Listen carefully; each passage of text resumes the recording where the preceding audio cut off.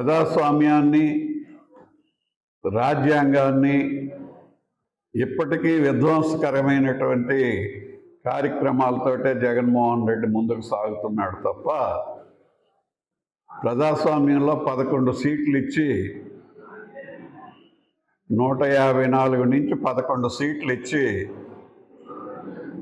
అపోజిషన్లో కూర్చోమంటే కూర్చోవడం లేదు. ఆయన కూర్చోకుండా నేను వచ్చేస్తాను,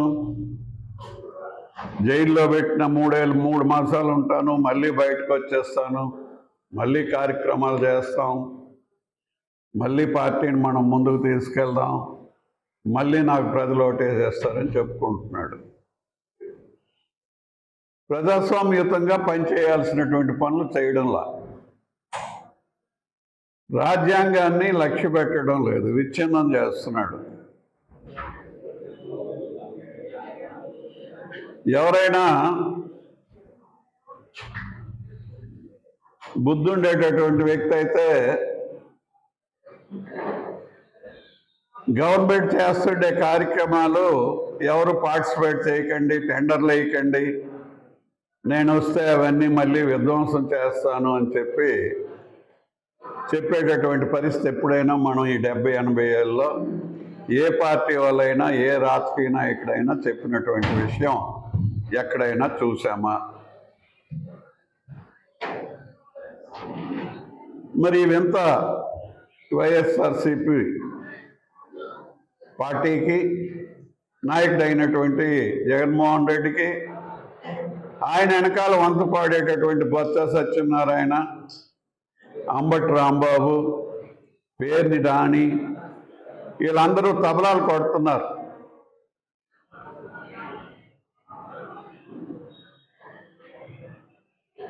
ఈ రఫా అంటే ప్రజల్లో ఎలా ఉంటుందండి అని చెప్పేవాడు ఇందులో లేరు. మరొక 4 రఫాలు కొడదామండి అని చెప్పేవాళ్ళే ఉన్నారు. వీళ్ళు స్టీల్ ప్లాంట్ ఉంది, బొత్స సత్యనారాయణ గారు అక్కడ మేము ఉద్యమం చేస్తాం అని అంటున్నారు. అపోజిషన్లో ఉన్నప్పుడే స్టీల్ ప్లాంట్ గుర్తుకు వస్తుందా? 15 ఏళ్ళు మంత్రిగా ఉన్నారు. ఆయన ఎంపీగా ఉన్నారు. వాజ్పేయి డబ్బు ఇచ్చినప్పుడు చూశాడు ఆయన. ఆ రోజుల్లో 18,000 కోట్లు వాజ్పేయి ఇచ్చారు, స్టీల్ ప్లాంట్ నిలబెట్టారు. చంద్రబాబు నాయుడు గారు అందులో వాజ్పేయి గవర్నమెంట్కి సపోర్ట్ ఇచ్చేవారు. ఈయన మంత్రి అయిన తర్వాత 15 ఏళ్ళు అయింది. జగన్మోహన్ రెడ్డి దగ్గర ఒకసారి మంత్రి, కాంగ్రెస్లో 10 ఏళ్ళు మంత్రి. మరి ఆ స్టీల్ ప్లాంట్ని ఎప్పుడైనా జ్ఞాపకం వచ్చిందా? గత 5 ఏళ్ళు జగన్మోహన్ రెడ్డి ఎన్ని 100 సార్లు వెళ్ళాడు ఢిల్లీ. వీళ్ళందరూ ఆయనతో క్యాబినెట్లో ఏం మాట్లాడేవారు? ఎప్పుడైనా స్టీల్ ప్లాంట్ గురించి ప్రస్తావన వచ్చిందా? మోడీ గవర్నమెంట్కి కూడా అప్పుడు సపోర్ట్ చేశారు కదా వీళ్ళు, వైఎస్ఆర్సిపి వాళ్ళు. మరి అప్పుడు స్టీల్ ప్లాంట్ గురించి మాట్లాడాలి కదా, అతి ముఖ్యమైనటువంటిది. విధ్వంసం సృష్టించడం కోసం ఎంతమంది చచ్చిపోయారు స్టీల్ ప్లాంట్కి, ఆంధ్రుల హక్కు, ఇవన్నీ మాటలన్నీ ఇప్పుడు జ్ఞాపకం ఉన్నాయి.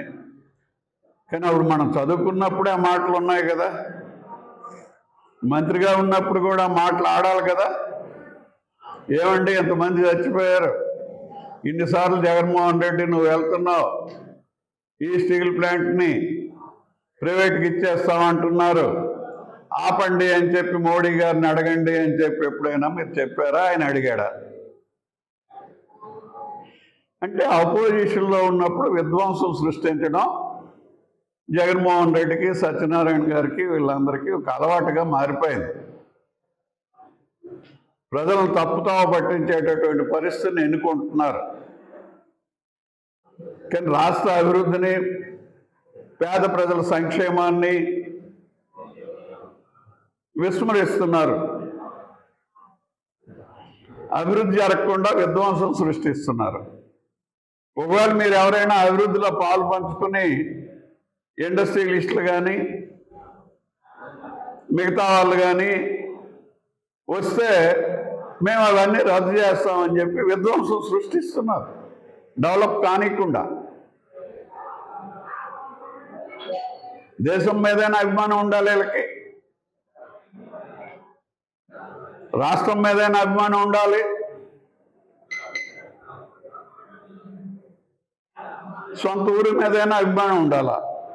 వీళ్ళ అభిమానం అంతా ఒకటే, పవర్, అధికారం కావాలా, ఆంధ్రప్రదేశ్ని దోచిపెట్టేయాలా. దోచేయడానికి ఏం మిగిల్చారు? అంతా విధ్వంసం సృష్టించారు కదా. ఇంకా ఎంత అతలపాతాలని తొక్కేస్తారండి. ఉద్యోగులనే తీసుకుందాం, 33,000 కోట్ల రూపాయలు మీ 5 సంవత్సరాల్లో వాళ్ళ బకాయిలు కొండంత పేరుకుపోయాయి. ప్రజలు మిమ్మల్ని ఓడించారు, కానీ ఆ 33,000 కోట్ల రూపాయల బకాయిలు అలాగే ఉన్నాయి. ఇప్పుడు వచ్చిన ప్రభుత్వం మీద, ప్రజల మీద పడింది. వాళ్ళకి బకాయిలు పెట్టిన 33,000 కోట్లు ఏం చేసావు? ఎక్కడ అభివృద్ధి చూపిస్తావు? అందుకోసం ఎప్పటికైనా విధ్వంసకర కార్యక్రమాలు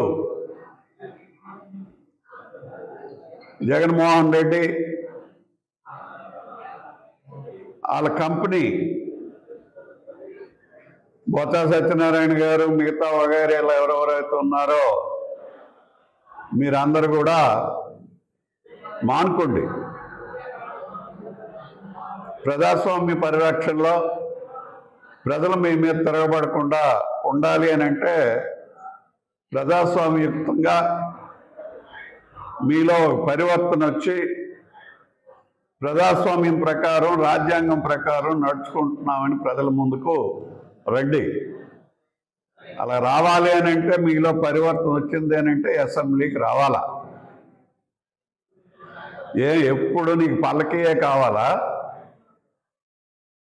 ఏనుగు అంబారీలే కావాలి మీకు?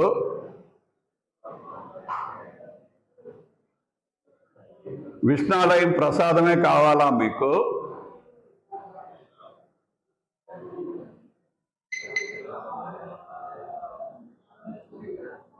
ప్రజాస్వామ్యంలో మీరు ఎన్నుకున్నందుకు మీ 11 మంది మీ పని మీరు చేయండి. అపోజిషన్ పార్టీగా ప్రజాస్వామ్యయుతంగా పరివర్తన చెందండి.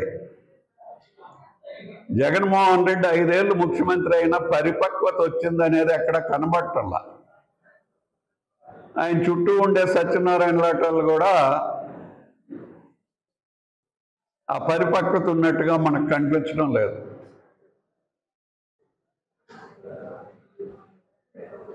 ఎందుకంటే రఫ్ అంటారు. మీరు ఎవరు టెండర్లు వేయొద్దండి, మీరు ఎవరు కాలేజీలు కట్టొద్దండి, కడితే వాటిని విధ్వంసం చేస్తామండి అంటారు. పీపీఏ అంటే ఏంటి? ఇప్పుడు నేషనల్ హైవే ఉంది, పీపీఏ మోడల్లో వచ్చి 20 ఏళ్ళ పైన అయిపోయింది, 25 ఏళ్ళు అయిపోయింది. ఏంటి అక్కడ ఉన్న తప్పు ఏంటి? మనందరం నేషనల్ హైవే మీద చేస్తున్నాం కదా, బోల్డెన్ రోడ్లు వస్తున్నాయి, కనెక్టివిటీ వస్తుంది. పీపీఏ మోడల్లో కట్టారు కాబట్టి ఆ రోడ్లన్నీ తవ్వేస్తానని జగన్మోహన్ రెడ్డి అంటాడు. బొత్స సత్యనారాయణ అంటాడు, సపోర్ట్ చేస్తాడు, తవ్వేద్దాం పదండి, అందరూ గుణపాలు పట్టుకోండి, పార్లు పట్టుకోండి, ఎందుకంటే పీపీఏ మోడల్లో కట్టారు కాబట్టి మేము ఒప్పుకోము అనే పెద్ద మనుషులు రాజకీయాలు చేస్తున్నారు.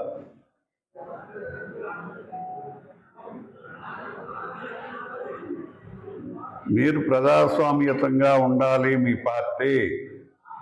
మేము ప్రజాస్వామ్యవాదులము, అరాచకవాదులము కాదు అని నిరూపించుకోవాలి అని అంటే అసెంబ్లీకి రండి. అటల్ బిహారీ వాజ్పేయి 525 సీట్లు, 545 ఎంపీ సీట్లుంటే 2 సీట్లు వచ్చిన బీజేపీ ఇప్పుడు 11 సంవత్సరాల నుంచి ఇంకా 4 సంవత్సరాలు ఉంది. 15 సంవత్సరాలకు ప్రజలు ఎన్నుకున్నారు. 2 సీట్లతో వాజ్పేయి ఉండేవాడు. 2వ సీటు మన హనుమకొండ, అప్పుడు కంబైన్డ్ స్టేట్లో ఒక రెడ్డి ఉండేవాడు బీజేపీ నుంచి. తెలుగులో ఫాస్టెస్ట్ న్యూస్ ఇప్పుడు కొత్త అవతారంలో 5 సెకండ్లోనే పూర్తి వార్తా సమాచారం మీ చేతిలో. సోషల్ మీడియా ట్రెండ్స్ మీ కళ్ళ ముందుకే live TV and voice search ఆప్షన్స్తో ఇప్పుడే డౌన్లోడ్ చేయండి. యాప్ లింక్ డిస్క్రిప్షన్లో ఉంది.